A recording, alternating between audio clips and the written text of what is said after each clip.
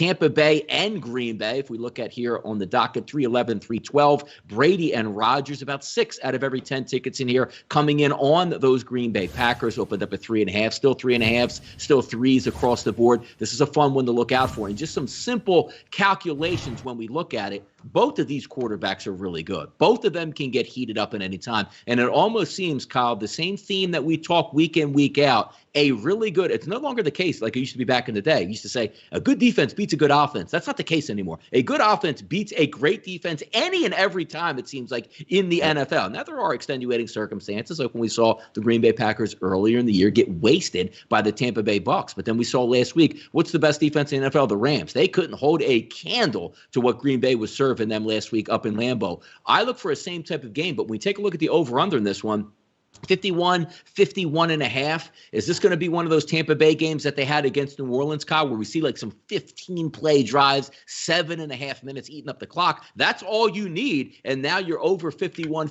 and a half is already in peril. The interesting part that I look about in this game, Kyle, and this is a lot used to do, and people still look at this in the regular season. Now, there are no fans. The one interesting thing and interesting caveat that we have, if we look at Tampa Bay, they've been on the road or will be on the road now 3 straight games in the playoffs.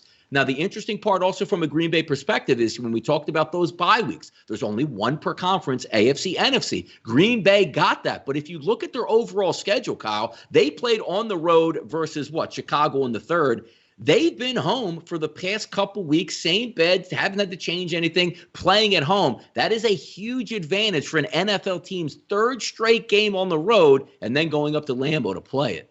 Yeah, it's really tough. But look, you flip that around too. All the pressure's on Green Bay. So everything you just said spells it out. There are no excuses for the Green Bay Packers. You know, you have the number 1 seed. You've got all the rest. You're the healthiest team left in the playoffs. Your quarterback is clearly the MVP of the league, playing better than any quarterback in the NFL right now. It's absolutely phenomenal.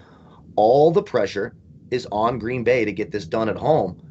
And look, I've been on Green Bay. I still, I think Green Bay and Kansas City end up in the Super Bowl. I do. But I'm starting to find a lot of ways Tampa Bay can win this football game. When you just start digging into, I start becoming a stat nerd and looking some of these advanced metrics. Green Bay, not great at getting to the quarterback. They're not one of these premier pass rushing teams in the NFL. They're very vulnerable against the run. If Davante Adams is somehow pulled from this game, or if you're able to get pressure on Rodgers, which is exactly what Tampa Bay did in that first game way back in October, you can really, really throw this offense off, and there is a pathway to victory, especially if you get ahead, because Green Bay, if you're in a position where you're not coming from behind and having to throw the ball a lot, they struggle against the run. I mean, Ronald Jones absolutely tore this team apart earlier this year, as well as Keyshawn Vaughn, even like 8 carries. He was averaging like 9 yards a carry in that game as well. I went back and rewatched it. It wasn't even Leonard Fournette there. So there are paths to victory here. Obviously, the weakness of Tampa Bay is that secondary, but the strength by far, they are the best rushing defense in the NFL. We already saw it. We joked about it last week. Oh, maybe Matt LaFleur was holding Aaron Jones back just so we could use him a bunch in the playoffs. No, that's not what happened. Jamal Williams is out there a ton. A.J. Dillon, their 3rd running back, really should be their number 2 running back. Their 3rd running back nearly fumbled the game away. I mean, if the ball didn't fall right into Aaron Rodgers' lap right there in the backfield by his feet, that could have been a whole different story in that game.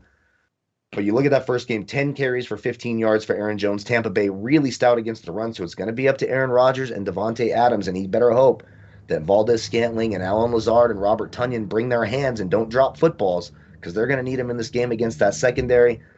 I'm still leaning the Green Bay Packers. I think Aaron Rodgers is just too red hot, and I do like that secondary a lot for the Packers. I think they can slow down those receiving options for Tampa Bay. But if that blitz of Tampa Bay gets to Aaron Rodgers, if you're looking at a montage in the 4th quarter of all the pressure that Aaron Rodgers has been under, Tampa Bay is going to the Super Bowl. Yeah, it'll be interesting to see how it plays out, because I do think, like, when we talk about the Chiefs, which we will in just a few moments, they get the same sort of tag on their defense when Green Bay has a very good defense and really only two questionable games on the season. Earlier at New Orleans, where they gave up 122 on the ground, 275 in the air, and then a little bit later on, which is a game where they had 140 on the ground against them and 280 in the air, and that was on the road once again against the Colts. At home, they've been a pretty stout defense and always giving themselves a chance to be in it from an offensive perspective. Like at home versus the Rams, 96 on the ground, 148 in the air. Remember the Tennessee game at home?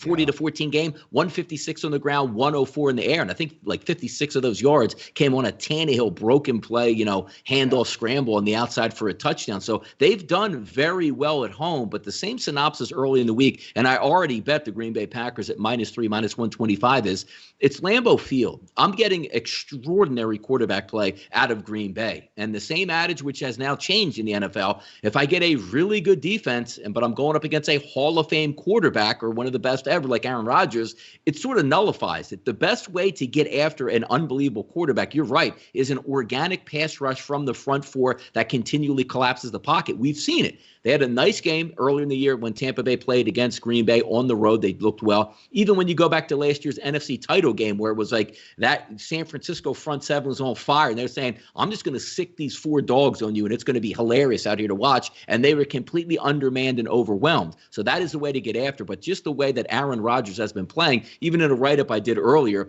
when you take a look at Green Bay, like last week, the pathway to victory for the Tampa Bay Buccaneers, they got 4 turnovers in that game. 3 of those were from interceptions. Aaron Rodgers has played 17 games this year, if we include the playoffs, 5 total interceptions. You're not going to get, 3 turnovers in the first half and have short fields going up against Green Bay. You are going to have to drive 75 yards to score points to go against the Packers. I think that's going to be a key indicator, but I just can't pass up a team's 3rd straight road game now coming into play Aaron Rodgers. And let's also not forget, it's hard in the NFL to win on the road. They've already done it twice. But you know who they beat?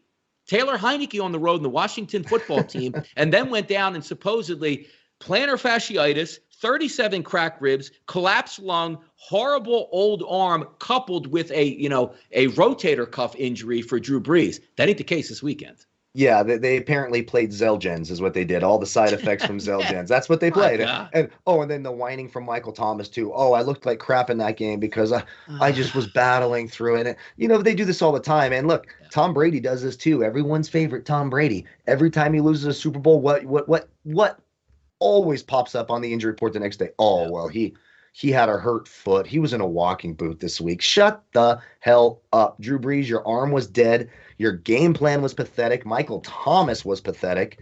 And you're right. If this was New Orleans going into this cold weather game, we wouldn't even be thinking about this. It would just be like, I wouldn't. The cap would be 30 seconds. Yeah, take the Packers. It's cold weather, Drew Brees. It's not going to happen.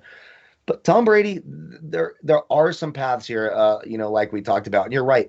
The organic 4-man pass rush, that's not how Tampa Bay does it. How they do it is with the blitz. And that's what ended up getting to Aaron Rodgers in that first game they played. I know it was a long time ago, so I don't put all of my stock into that first game, obviously. But when you try to go through and look at games where maybe Aaron Rodgers didn't look like his MVP self, you mentioned he had 5 interceptions this year. 2 of them were in that game against Tampa Bay. That first pick 6, I believe it was Jamel Dean who picked him off and took it back after they were up 10-0. That just shattered the Packers. But back then, that Tampa Bay secondary was red hot. Carlton Davis was an emerging star as a shutdown corner, and that's not really the case anymore. They have actually regressed quite a bit in that secondary. The front seven's still very mean, but they blitzed more than any team in the NFL except the Baltimore Ravens. So there's going to be openings there. I think one thing to keep an eye on, which would be a smart coaching move, and I expect to see it, I expect to see Aaron Jones out in passing routes more than he has been this year, and he should be. He's a great receiver out of the backfield. One way to negate that blitz that so affected Aaron Rodgers in that first game and forced him to make some mistakes and ended up turning into a disastrous game was Tampa Bay has 2 really fast young linebackers in Levante David and the other, Devin White. Yeah. If you can keep them occupied in the passing game, make them stay honest and have to deal with that running back out of the backfield, run those little wheel routes, those little circle routes over the middle, get the ball to Aaron Jones in spots where now the defense can't bring two of the fastest linebackers in the league off a blitz. Green Bay has a great offensive line, but when you bring guys like that, it creates a mismatch. If you can keep them occupied in the passing game with your tight ends and your running backs, that's going to help the offensive line. I think that's one big adjustment Green Bay can make. They make that adjustment. Aaron Rodgers playing out of this world right now. All signs point to Green Bay. I don't think you're crazy for taking Tampa Bay. I do think there is a path to victory for them, but everything has to go right. You've got to get that pressure on. Your running game's got to work. You got to battle through this fatigue of, like you said, being on the road 3 consecutive weeks. A lot needs to go right for Tampa Bay, and I do believe it could happen. I think the best underdog bet of the week is Tampa Bay. I think they have a better chance than Buffalo. But right now I'm still with you. I got to lean the Packers -3, but I am nervous about it.